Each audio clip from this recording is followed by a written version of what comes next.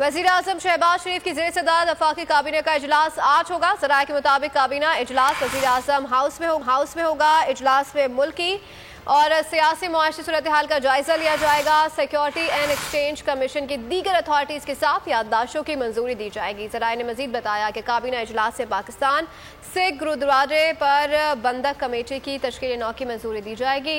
मुल्ज़िम वसीम असलम के इंटरपोल के जरिए सऊदी अरब को हवालगी के मुआहदे पर भी गौर होगा। अपडेट करें आपको। इजलास मुल्की सियासी मुआशी सूरत हाल का जायजा लिया जाएगा और वज़ीर-ए-आज़म की ज़ेर सदारत वफाकी काबीना का इजलास आज होगा। ज़राए के मुताबिक काबीना इजलास वज़ीर-ए-आज़म हाउस में होगा। इजलास से मुल्की सियासी मुआशी सूरत हाल का जायजा लिया जाएगा।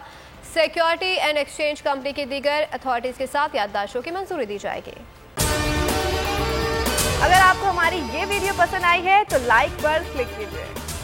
सुप्रीम कोर्ट के मंसूर अली शाह साहब जस्टिस एक ऑर्डर पास किया उनकी बेंच ने, और उस ऑर्डर के अंदर उन्होंने बड़ा क्लियर बता दिया कि जी बरियत की जो दरखास्तें हैं वो कब कब लगेंगी। उसमें से एक वजह उन्होंने बताई कि जी जब कोई क्राइम ही ना हुआ हो तो बरी कर दें ताकि अदालतों पे बोझ ना रहे, वो केसेस चलते ना रहे। सुप्रीम कोर्ट ये मिसालें कब बनाएगा ऐसे लोगों के खिलाफ जो इस तरह की एफआईआर काट रहे हैं, वैसे ऑफिसर्स और ऐसे लोग जो इस तरह के केसेस को जजेस चला रहे हैं।